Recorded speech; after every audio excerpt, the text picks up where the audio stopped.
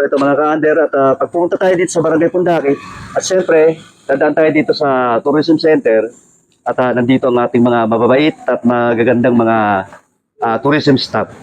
Magkano po ma'am sa environmental fee ngayon? 20 pesos yun. Oh, 20 pesos. Nakita nyo, 20 pesos para pagpasok dito sa Pundakit. Masusulit nyo na lahat ng mga beaches dito. Ano pangalan niya, madam? May po. Si Mel, tsaka si ma'am? Maricon po. Si Ma'am Maricon. Okay, shoutout po sa inyo. Magandang umaga po. Thank you po. Welcome po sa Pundakit. Welcome po. Ma'am, pangalan mo ma'am? Jen po. Kayo po? Honey po. Mahihayin yata si ma'am. Mari po. Arlene po. Yung welcome to Pundakit sila yung dito sa tourism. Ay si ma'am, pangiti-ngiti lang sa likod. Okay, so let's go mga ka-under. Proceed na tayo sa Megan's Beach Resort. Ayan. Oh. Baka may gusto kayong batiin. Oh. Shout out! Nawawala yung asawa ko si Ken. Shout out po sa mayor namin, si Shout out Mayor kay Edsel Lonsalmeda. kay Mayor. Eh, Okay, welcome to Pundakit. Bye-bye. See you. Thank you.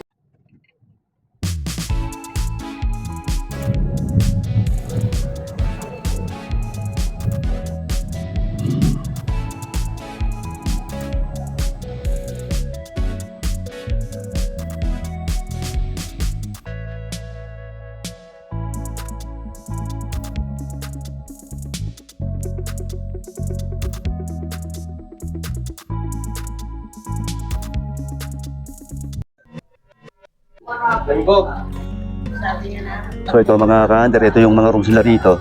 So meron dito ipapakita sa atin ni Ate Marie about sa room rate. Tsaka para makita nyo rin mga ka-under yung loob ng kwarto, no? Okay, tingnan natin na. So ito, ano to Ate Marie? Good for? Family room. Family room, good for how many persons? Good for 4. 3-5. Ito mga ka-under, 3,500 para sa good for 4. Ay, nakita nyo naman. Sigot yung setup niya, air condition. May dalawang twin bed. Tapos siyempre may sariling comfort room. Ay, mga ka-under.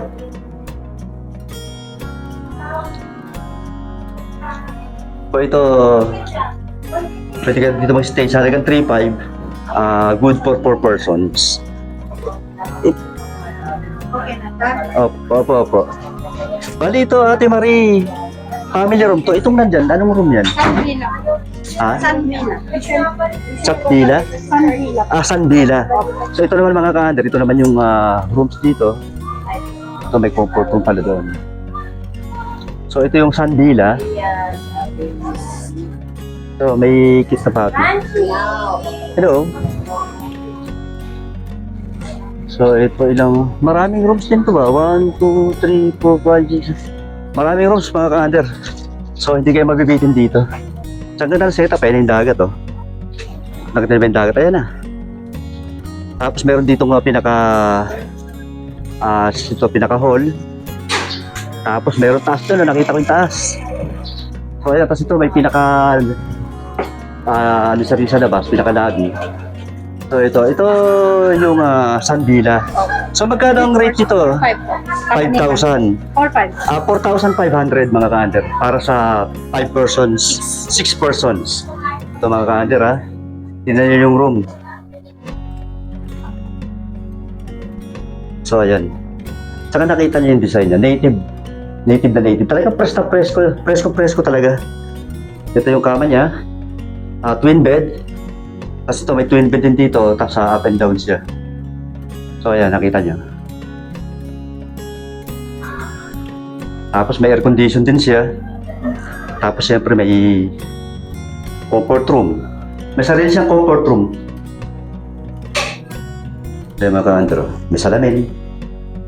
May shower. So kaya talagang ito mga ka-under yung mga rooms na hinahanap ng mga practical. Good for 6 persons para sa 4,500. Tsaka ang kagandahan dito mga ka-under, yung parking niya talaga. Hindi nyo na kailangan pumunta sa mga pay parking. Kaya safe na safe dito mga ka-under. Hindi ko naman sinabing hindi safe sa pay parking, pero ibig sabihin, kung nandito, syempre mas gusto natin yung saka natin, malapit sa atin, no? So tayo nag-stay, nandun din yung saka natin. Tsaka namin dito, meron siyang ito yung taas, parang treehouse ang style niya. O, ayan. So ito mga ka-under. Napakaganda talaga rito. Ayan o. May windmill. May treehouse. Tapos hindi mo problema yung dagat. Ito na. Ito na yung dagat. Tsaka marami siya mga kubo-kubo. So pwede kayo dyan magpahinga. Tsaka lalo dito pagkagabi. Maganda rito sa gabi din. May enjoy nyo talaga rito. Yung mga overnight na mag-stay. So ito may bakod siya para safe din na ano na. May pinaka-boundaries. So ito yung dagat mga ka-under oh. Di ba? Kitang-kita naman natin no. Ang ganda rito mga ka-under. Kaya talagang sulit na sulit.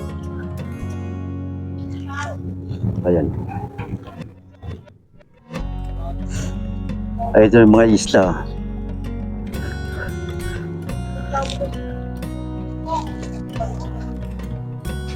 Doon sa kabila pala mga ka-under, tingnan pa natin yung rooms doon no. So naipakita ko sa inyo yung kwarto kanina. So alam niyo na yung rate niya. Tapos ito pala meron dito silang parang pinaka lutuan to. So dito ito mga ka-under, meron sila rito nga grilling. May pinaka grilling station. Pero yung stove yata meron yung stove. Hindi pa natin alam kung magkano yung rate ng stove nila. So kung dito gusto nyo mag-grill, so ayan, kung mahilig kayo sa grilling, ito hindi yung problema grilling, huwag na kayo magdala ng ihawan kasi nandito na. Ayan, nakita nyo sila sir oh. Simula na bakbakan na ito. Taga saan kayo sir?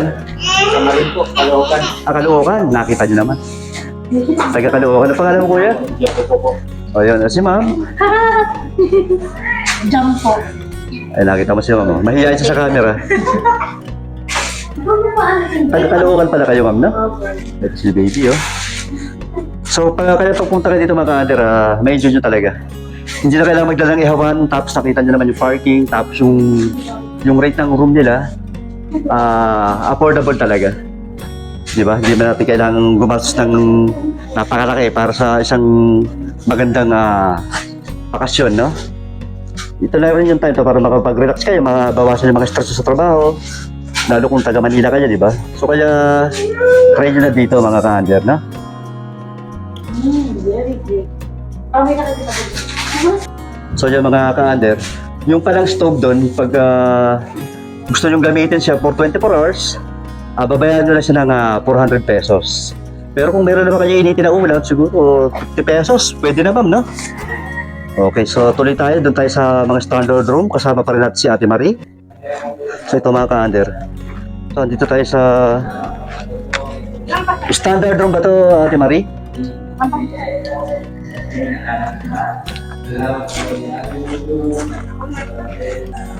So ito naman mga ka-under, ito naman yung standard room nila, no? So ito mga ka-under, sa halagang 1,600, may enjoy nyo yung dagat, makapagpahinga na maayos. For the amount of 1,600, good for 2 persons. Nakita nyo naman, ang lamig. Buhay na yung aircon. Ito mga ka-under, ganda rito, marirelax talaga kayo. So ito meron siyang twin bed. Ano to? King ano to? King size bed, no? O ayan, laki ng ano niya, oh, kama. Tsaka dito, siyempre, hindi makakala. Ako, yung mahiwaga sa alamin, dito na naman.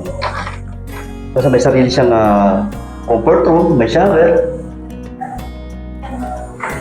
So napaka-practical talaga nitong room na to. Para sa 1,600, di ba? Isang kapa. Kung popular naman kayo pupunta rito, sa 1,600, makapagpahinga na kayo na maayos, makapagdagat kayo ng maayos. Kaya talagang isa to sa pinaka-affordable dito sa Pundakit, dito sa Megan Beach Resort. So, aka tayo sa taas, meron pa sa taas yung deluxe. So, ayan, meron sa taas yung taas nito. Okay, deluxe naman yun nasa taas mga ka-under. Titingnan natin yung room sa taas, sa deluxe. Okay, nakatayo mga ka-under. Ito mga ka-under, makatatayo rito. Para makita natin yung deluxe room. Okay. Ito yung deluxe. Opo, 1.8. Magkano rate ito, Ate Marie? 1.8. 1,800 for 2 persons. Ito nga, para sa couple, hindi ko man yung ano ko eh. So ito mga ka-under. May hot and cold po. Ayun, meron daw itong hot and cold. Meron siyang hot and cold, no? Ay mga ka-under, iikot ko na yung camera para makita nyo. So 1,800, makakapagpahinga ka na maayos. Makakapagdagat kayo kasama ng mahal nyo sa buhay, no? And meron siyang hot and cold na shower. May toilet, siyempre. At siyempre may window.